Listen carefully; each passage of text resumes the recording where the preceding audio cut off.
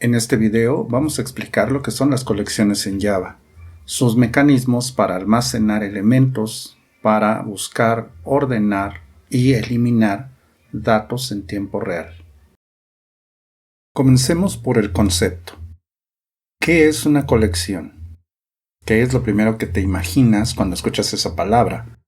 Bueno, pues seguramente estarás imaginando que una colección puede ser un conjunto de elementos que comparten ciertas características. Y en efecto, así es. De hecho, la Real Academia Española define una colección como lo siguiente: conjunto ordenado de cosas reunidas por su especial interés o valor.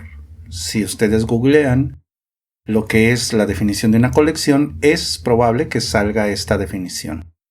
Ahora bien, en efecto, una colección es un conjunto de elementos que comparten características y que, como bien dice la definición de la Real Academia Española, tienen un interés en especial o un valor similar. Al escuchar esa definición, es muy probable que la estés asociando con un arreglo. Y recordemos que un arreglo, en efecto, también es un conjunto de elementos del mismo tipo ubicado en direcciones consecutivas de la memoria. ¿Cuál es entonces la diferencia entre un arreglo y una colección? La diferencia principalmente radica en que el arreglo está pensado solo para agrupar elementos. No tiene mecanismos ni algoritmos que hagan eficiente su manejo. Además, una de las principales limitaciones que tienen los arreglos es que tienen una cantidad de elementos definida antes de que se ejecute el programa.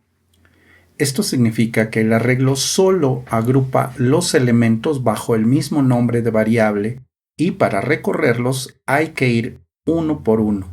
Adicionalmente, no es posible modificar el tamaño del arreglo. Si un arreglo se definió de 5 elementos, durante toda la ejecución de nuestro programa, ese arreglo mantendrá 5 posiciones. No es posible hacer una inserción de un nuevo dato ni quitar un elemento. Si nosotros borráramos el elemento o el objeto que está en alguna posición del arreglo, eso no quita la posición, solo elimina el contenido de la misma.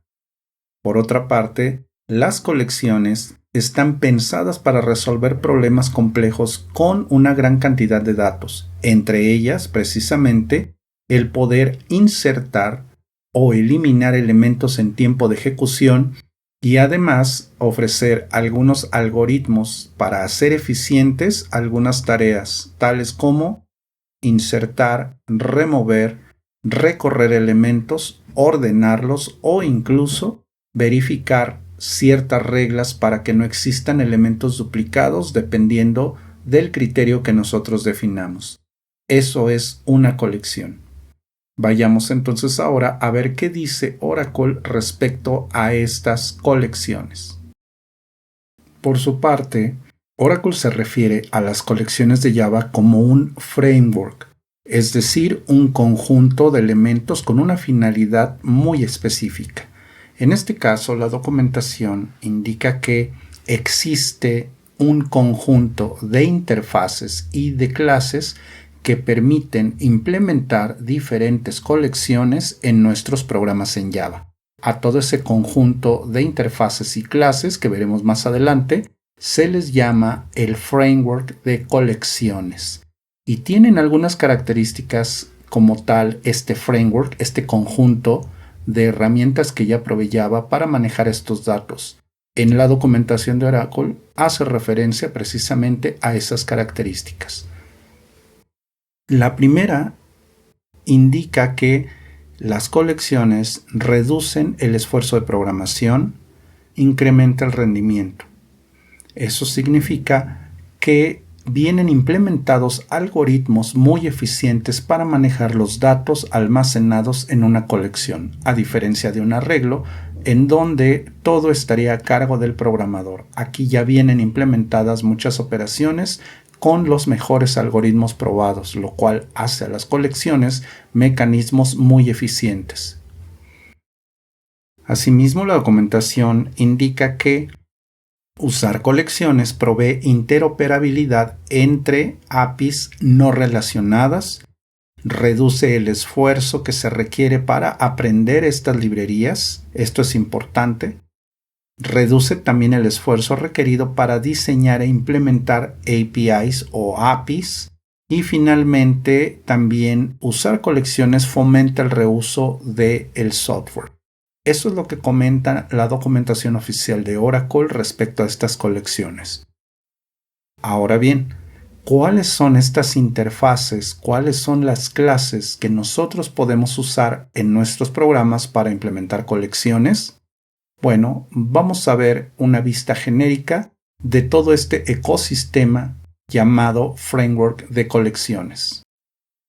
Como se puede ver en la imagen, Java provee un conjunto de clases e interfaces dentro de este Collection Framework. Estas clases e interfaces están agrupadas en 3 grupos. El primero de ellos, que implementan la interfaz lista, las colecciones más parecidas a los arreglos, pero con toda la funcionalidad de poder incrementar o decrementar la cantidad de elementos en tiempo de ejecución, y además ofrece mecanismos optimizados para el manejo de estos datos. El segundo grupo, que implementa la interfaz cola queue, son clases que nos permiten manipular datos precisamente como esa estructura de datos. Estas colas también implementan algoritmos, es decir, métodos para manipular los datos tal como la estructura de datos cola lo indica.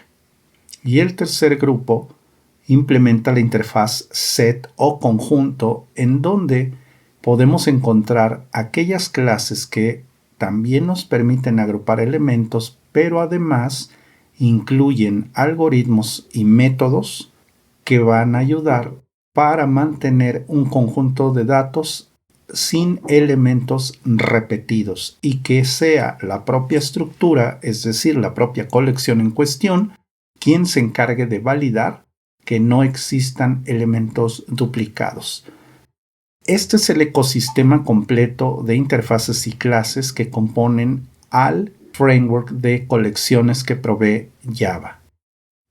Asimismo, existe otro subconjunto de interfaces y clases que, si bien Oracle no las define como una colección propiamente por la manera en cómo trabajan de forma interna, sí que se asocian a las colecciones porque permiten también agrupar datos, pero no solo los objetos en cuestión, sino también les adiciona una llave que proporciona el mecanismo para ubicar, encontrar u ordenar los elementos dentro de estas estructuras.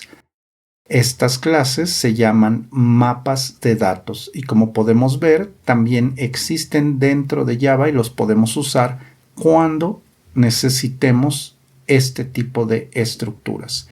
Un elemento en donde haya una tupla, esa tupla o conjunto de datos deberá estar compuesto por una llave única e irrepetible y el objeto o dato asociado que va a almacenarse en estas estructuras.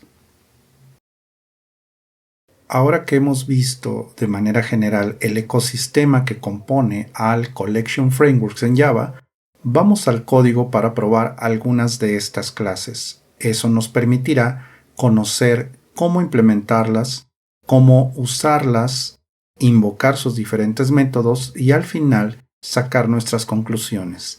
Es importante resaltar que cada una de estas interfaces y clases está creada y pensada para diferentes escenarios. No se puede ni se debe usar la misma colección para resolver todos los problemas. Si revisan la documentación, seguramente encontrarán las particularidades de cada una de estas clases, en qué casos es mejor usar una u otra. En los siguientes ejemplos vamos a analizar algunas de estas clases que nos permitan manipular datos y probarlas dentro de nuestros programas. Así que vamos al código.